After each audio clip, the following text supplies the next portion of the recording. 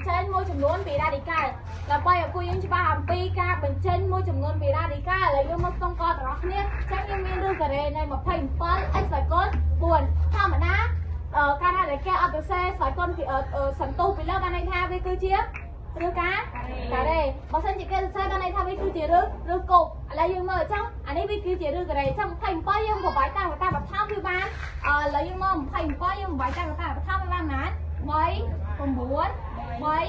3 តែអានេះវាគឺជារឿងការ៉េអញ្ចឹងយើងយកស្វ័យកុនប៉ុន្មានស្វ័យកុន2អញ្ចឹងយើងបាន3ស្វ័យកុន2កុននឹង3យល់អត់អញ្ចឹងយើងបានតែយើងសេចក្ដីហើយឥឡូវយើងមក x ស្វ័យកុន4នេះម្ដង x ស្វ័យកុន4នេះយើងក៏បំបាយដែរអញ្ចឹងយើងបំបាយទៅបានប៉ុន្មានយើងបំបាយទៅយើងអាចសរសេរបានថា x ការ៉េលើជាស្វ័យកុន2អញ្ចឹងយើងបាន x ស្វ័យកុន4ដូចគ្នា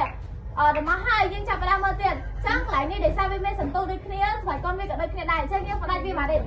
អានេះវា x ស្វ័យកុន2នៅក្នុងសន្ទុះឈប់វានៅក្នុងឬការ៉េនៃ x ស្វ័យកុននៃ3ស្វ័យកុន2អញ្ចឹងយើងផ្ដាច់វាមកដោយសារនេះវាអត់មានស្វ័យកុនទេយល់អត់អញ្ចឹងយើងផ្ដាច់វាម្ដងបន្ទួពេលដែលយើងផ្ដាច់ហើយ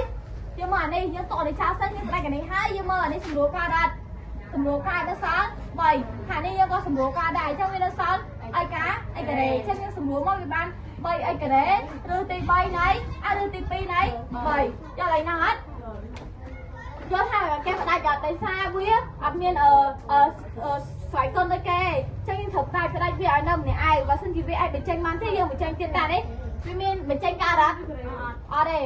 ចឹងឥឡូវយើងមកក្នុងខម្ដងអញ្ចឹងយើងមានឬការ៉េនៃ50x ស្វ័យកុន3ឥឡូវយើងមកយើងបំបាយធ្វើម៉េចយើងបំបាយតាមកតាបធម្មតាអញ្ចឹង50នេះយើងបំបាយបាន5ស្វ័យកុន2កុននឹង2អានេះយើងបំបាយដែរដោយសារវានៅក្នុង